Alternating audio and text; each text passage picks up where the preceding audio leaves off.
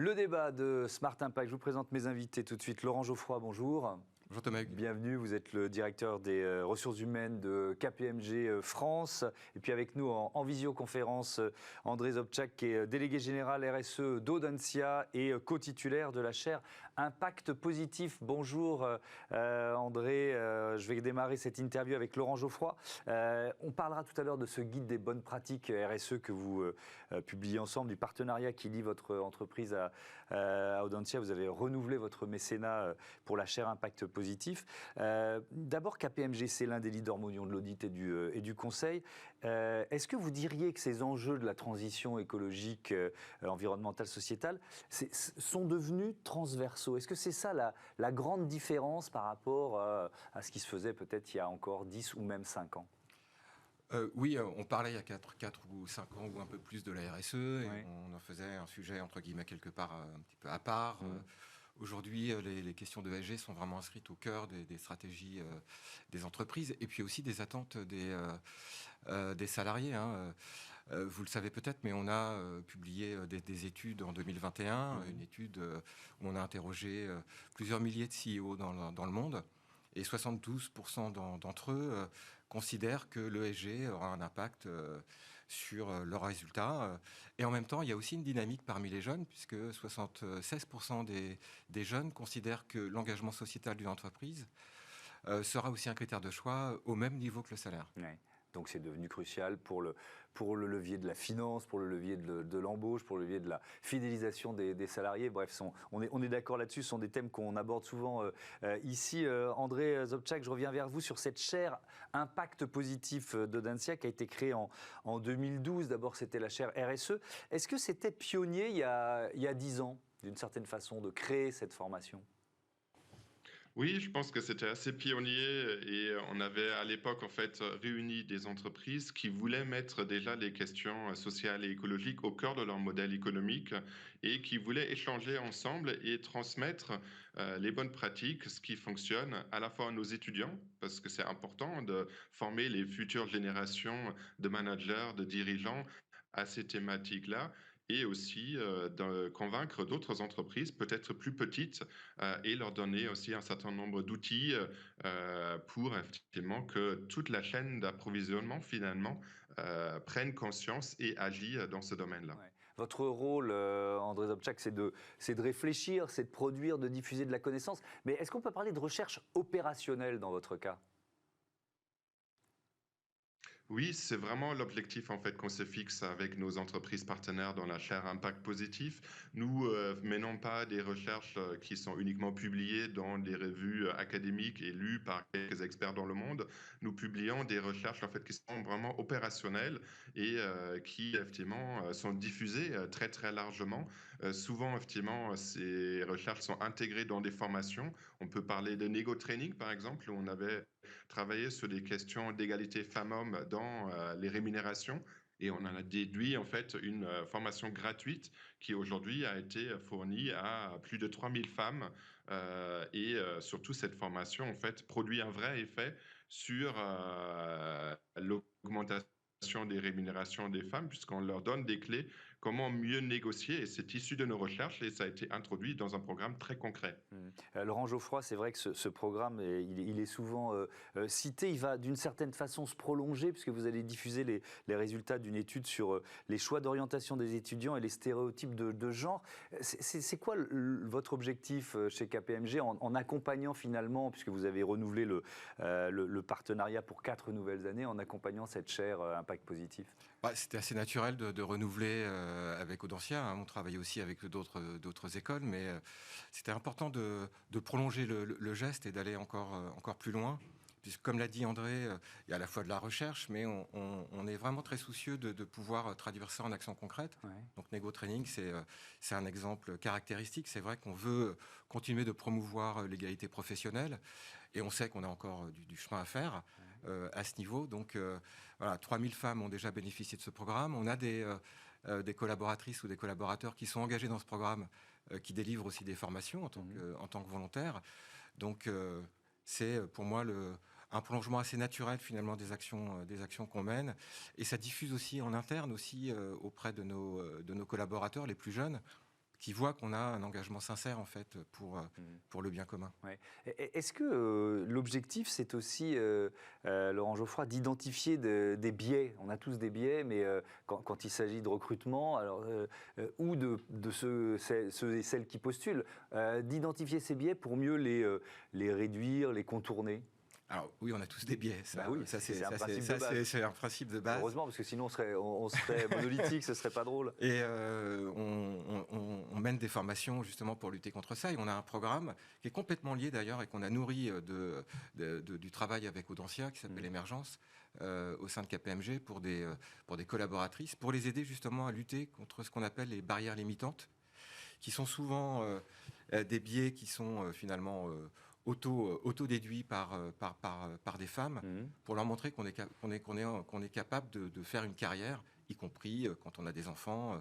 Donc ces barrières auto-limitantes, c'est hyper important d'y travailler, à la fois d'ailleurs pour les femmes, mais aussi pour les hommes. Oui, parce que les biais, ils peuvent aussi Absolument. être chez les recruteurs, et parfois ce sont les hommes qui recrutent. André Zobczak, vous publiez ensemble avec la chaire Impact Positif et KPMG un guide des bonnes pratiques RSE. On y trouve quoi dans l'ordre? Quelques exemples qui vous viennent comme ça spontanément.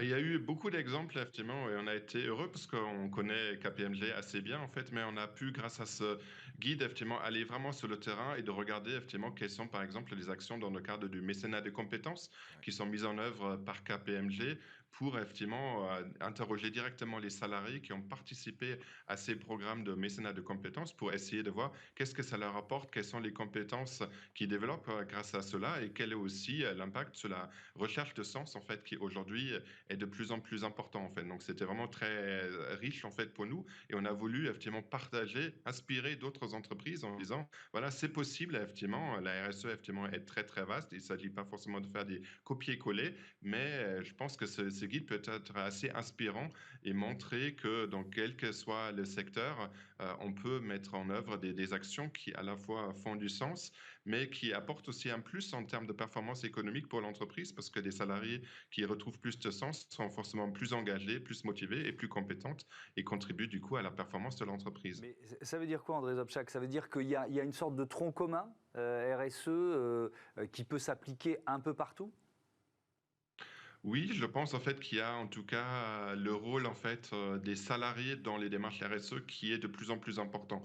Laurent tout à l'heure l'a dit effectivement que depuis longtemps les entreprises travaillent sur des questions sociales et écologiques, mais parfois peut-être c'était traité uniquement par quelques experts, quelques spécialistes, un directeur, une directrice RSE par exemple qui menait des actions. Et aujourd'hui, je pense que les entreprises ont compris qu'il faut au contraire impliquer l'ensemble des parties prenantes et au premier lieu évidemment des salariés en fait. Et ça, à mon avis, ça ressort bien dans le guide des bonnes pratiques qu'on a trouvé qu'à chaque fois, ça a été mené par des salariés et pas forcément des salariés uniquement dont c'est le métier effectivement de travailler sur les questions de RSE, mais au contraire, c'est tous les métiers de l'entreprise finalement qui voient changer leur façon de faire et qui du coup aussi se sentent partie prenante à plein entière de cette démarche RSE. Laurent Geoffroy, il y a cette notion d'horizontalité d'une certaine façon. Il faut sortir du pyramidal, c'est-à-dire que c'est important que le CODIR ou les cadres dirigeants d'une boîte soient engagés sur cette politique RSE. Mais ça me fait penser par exemple à la loi Pacte et aux entreprises qui définissent une raison d'être ou qui deviennent entreprises à mission. On en parlait à l'instant dans ce Smart Impact. Il faut associer tous les salariés, sinon ça ne marche pas. Je peux peut-être vous donner un scoop aujourd'hui, Thomas Hugues, ouais.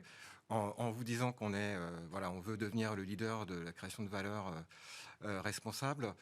Et nous avons l'ambition de devenir entreprise à mission. Donc, pour une entreprise comme la nôtre, c'est pas anecdotique. Et on a déjà quand même de bonnes bases. Alors tout ce qu'on a dit sur la chaire Impact Positif et dans le guide pratique RSE dont vous parliez. Moi, il y a une action que j'aimerais bien mettre en avant pour illustrer concrètement.